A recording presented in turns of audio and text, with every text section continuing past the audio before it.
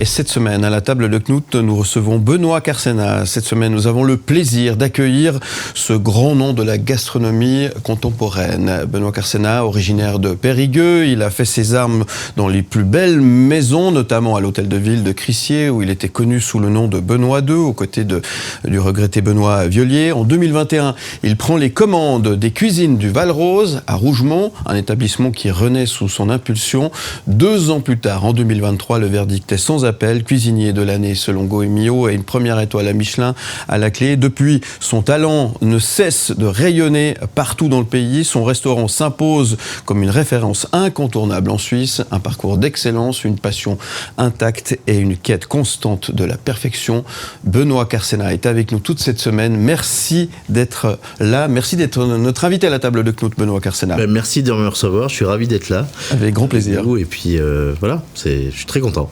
Alors, mon cher Knut, c'est de la très haute gastronomie. Très haute gastronomie, absolument. Ce sont des menus ciselés avec des produits fantastiques, avec une signature. Je trouve que c'est toujours très intéressant quand on a des restaurants où on ne mange pas seulement bien, mais on mange la cuisine de quelqu'un. C'est le cas au Val-Rose. Donc, Benoît Carcena, ça fait 4 ans maintenant. Comment se sont passés ces 4 ans ? Alors, elles se sont passées très vite, pour le coup. Ça a été extrêmement vite, très intense, parce que voilà, on a lancé cette maison, et puis avec beaucoup d'idées, beaucoup d'envie, beaucoup toujours cette passion, comme disait Philippe, cette quête de l'excellence. Et puis on a fait les choses comme on pensait, et on a fait notre chemin avec... Vous avez fait plutôt bien, apparemment. Alors, parce que, disons, la sanction de l'extérieur est venue par plusieurs biais, donc vous êtes connu et reconnu maintenant comme une très grande table en Suisse et même, disons, à l'international. Quels sont pour vous les éléments marquants de ces 4 ans ? Parce que c'est pas évident, disons, vous avez fait, on l'a dit, un chemin fantastique auparavant, vous étiez à l'hôtel Ville de Crissier, notamment, mais enfin, quand on se lance soi-même, c'est pas tout à fait pareil. Alors, c'est pas tout à fait pareil, et puis le premier événement marquant, c'était d'arriver dans cette région, j'ai envie de dire, d'épouser cette région, la montagne, où j'avais jamais travaillé finalement.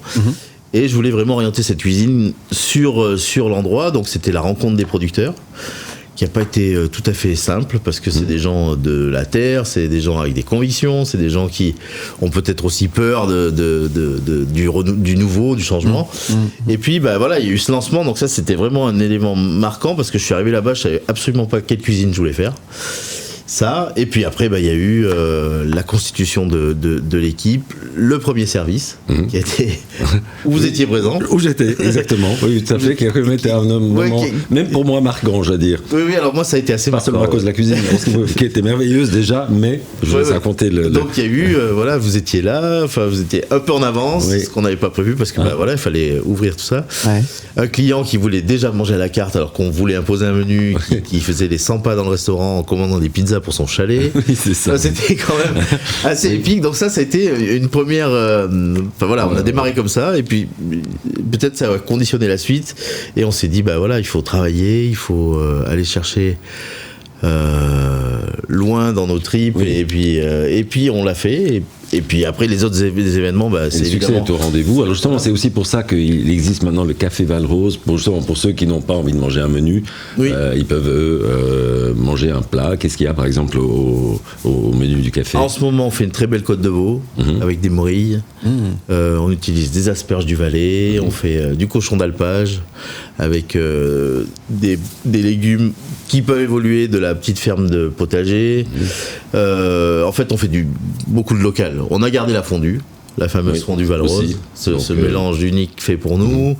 Il y a des malakoff, en fait, il y a un lien avec la région. Donc il y a à la fois le côté, on va dire, très, très terroir, et quand même la touche Benoît Carcena. Oui. Ouais.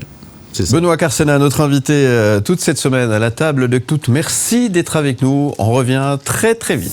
Où tu veux, comme